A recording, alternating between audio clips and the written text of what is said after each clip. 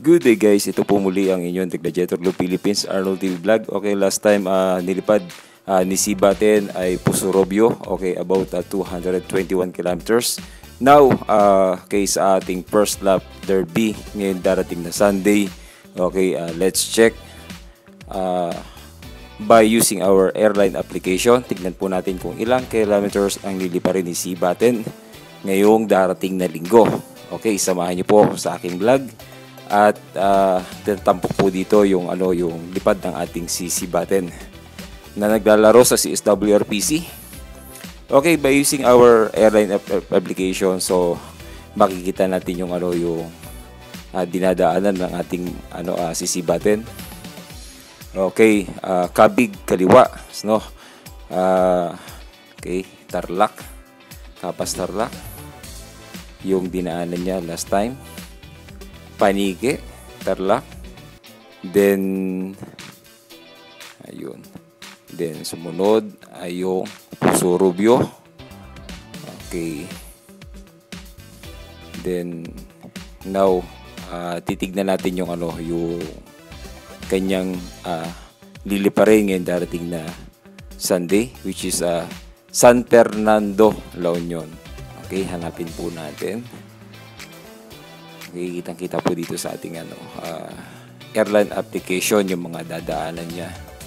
Okay, medyo malayo-layo na yung liliparin ni Sibaten, no. Okay, sana po ay makauwi siya ng maayos.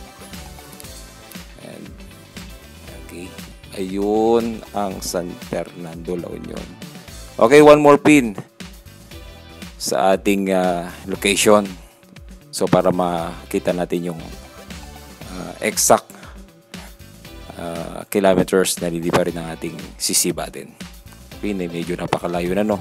Okay, this is first lap derby ng CSWRPC. Okay, hanapin natin ang Calamba. Ayun. Zoom natin. Okay, to our location, Palo Alto, Calamba. Okay, one more pin. Okay, about 282 kilometers na approximately yung liliparin ng ating Sibaten. Okay, sa mga naglalaro po at may mga ikakarga pa. Okay, congratulations po sa lahat. And good luck po sa ating darating na first lap derby ng CSWRPC. Okay, enjoy lang po natin. And God bless po sa lahat.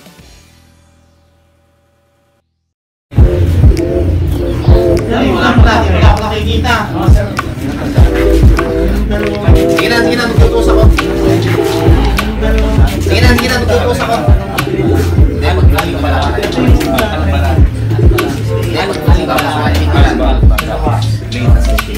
Tapos one hit yan. 60, 920. Hey! Sulat din ang swing. May 505 ba? Hey! Sulat din ang swing. May 505. 500 lang yan. In limbo, nothing works in my head. I'm moving.